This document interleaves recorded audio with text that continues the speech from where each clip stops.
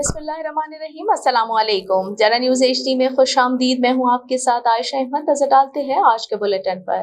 Bulletin में सबसे पहले खबर शामिल करते हैं मुल्तान से। Deputy commissioner Multan captain retired Rizwan Qadir ने कहा है कि जिला इंतजामिया ने समूह के तदारुक के लिए भट्टों के खिलाफ भरपूर क्रैकडाउन का आगाज कर दिया है। इस सिलसिले में असिस्टेंट कमिश्नर ने महकमा माहौलियात के साथ मुश्तरका कार्रवाई करते हुए ज़िगज़ैग टेक्नोलॉजी न अपनाने वाले 10 से जायद भट्टों को सब महर कर दिया। इन ख्यालात का इजहार उन्होंने गुज़श्ता रोज अचानक जलालपुर पीरवाला मोटरवे और तहसील सदर में ज़िगज़ैग टेक्नोलॉजी न अपनाने वाले भट्टों की इंस्पेक्शन करते हुए किया। इस मौके पर डिप्टी कमिश्नर ने महकमा माहौलियात और इंतजामी अफसरान को मौके पर तलब किया और अपनी निगरानी में काला धुआं छोड़ने वाले भट्टों को सब महर कराया। Deputy commissioner captain retired Rizwan Qadir ने वाज़ेह किया कि माहौलियाती आलूदगी का बाइस बनने वाले भट्टों को किसी सूरत चलने नहीं देंगे।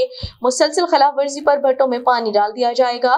डिप्टी कमिश्नर ने कहा कि समूह के तदारुक के लिए धुआं छोड़ने वाली गाड़ियों के खिलाफ भी एक्शन लिया जा रहा है, जबकि फसलों की बाकियात जलाने वालों के खिलाफ मुकदमा दर्ज कराए जा रहे हैं।